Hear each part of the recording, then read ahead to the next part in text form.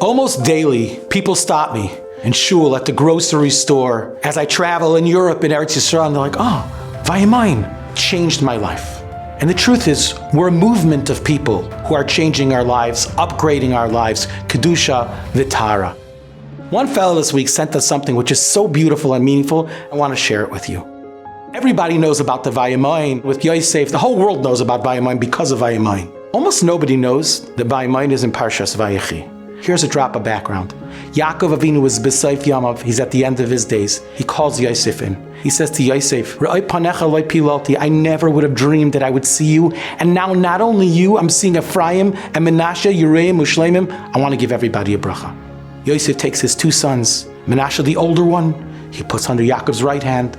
Ephraim the younger one, on the Yaakov's left hand. And we all know the famous gesture, Yaakov switches his hands. Yosef says to his father, no, he's the older one. He's the younger one. And then Yaakov says, Vayimo'ein Yaakov. Yaakov refuses. And he says to Yosef, Yodati b'ni Yodati. I know. Why Vayimo'ein? How does it fit into this story? So this member of the Vayimo'ein family shared something magnificent.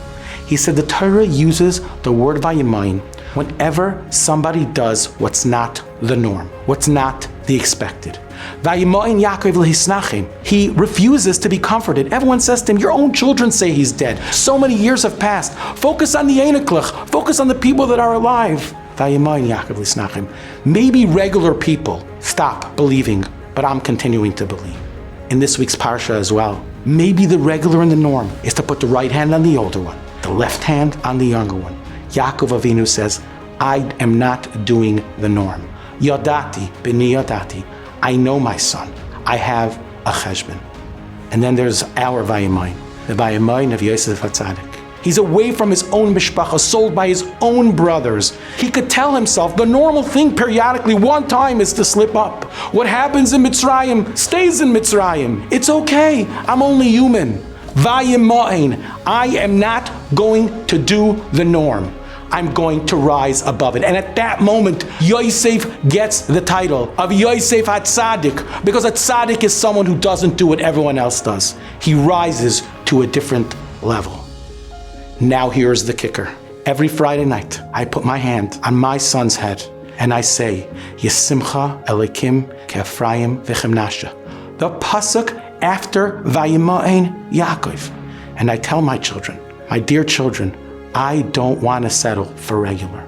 I don't want you to be the norm. Vayimayim Yaakov. I want my child to rise above. I don't just want a child, I want a child that's a tzaddik. And there's no better way to guarantee that Vayimayim than by clinging to the Vayimayim way of life, to rising above in our own Kedusha, our own Tara. And the result is children who are banim ubnei banim, oiskim b'Torah u'b'mitzvos.